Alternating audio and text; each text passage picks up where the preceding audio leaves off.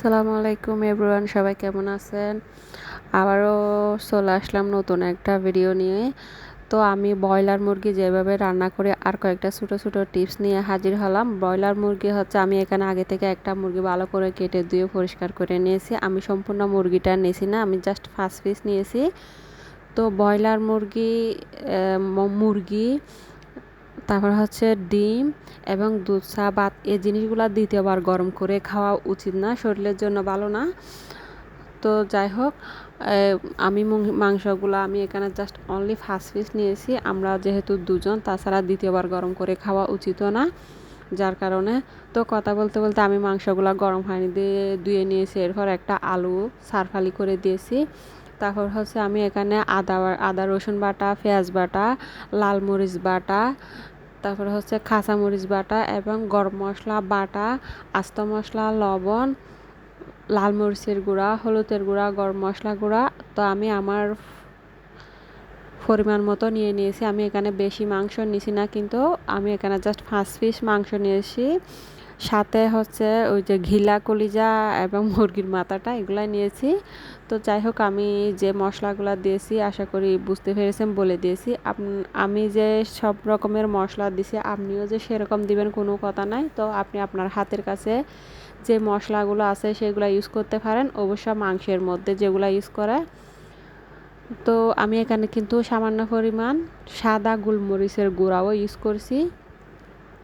তো সবগুলো মশলা আমি পরিমাণ মতো তেল দিয়ে কিছুক্ষণ মাখিয়ে রাখবো। আপনার হাতের কাছে যদি সময় থাকে কিছুক্ষণ মাখিয়ে রাখবেন, আর সময় না থাকলে রান্না করে নিতে পারবেন, কোনো সমস্যা নাই। হাই হিটে রান্না করতে পারবেন, যেহেতু আগে গরম পানি দিয়েই ধুয়ে রাখছিলাম।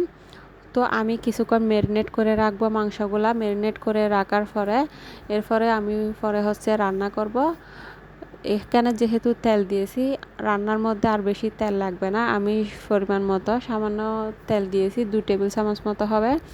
তেল দিয়ে আমি যে মাংসগুলো আগে থেকে ম্যারিনেট করে রাখছি এগুলো দিয়ে দিব। দিয়ে কিছুক্ষণ কষিয়ে যে বাটিটার মধ্যে আমি মাংসগুলো মাখিয়ে রাখছিলাম, বাটিটা দিয়ে একটু পানি দিয়ে দিব।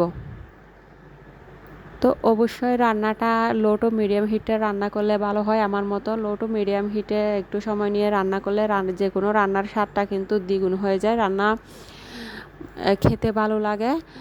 তো কথা বলতে বলতে আমি কষিয়ে নিয়ে এখানে কিছু কাঁচামরিচ কুচি এবং টমেটোও দিয়ে দিলাম।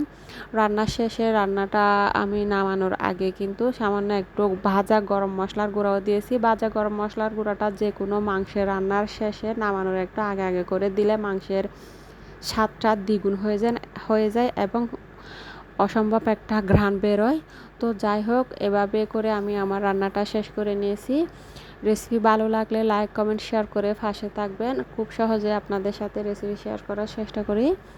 তো সবাই ভালো থাকবেন, সুস্থ থাকবেন। আবারও চলে আসবে আপনাদের সামনে কোনো এক নতুন ভিডিও নিয়ে।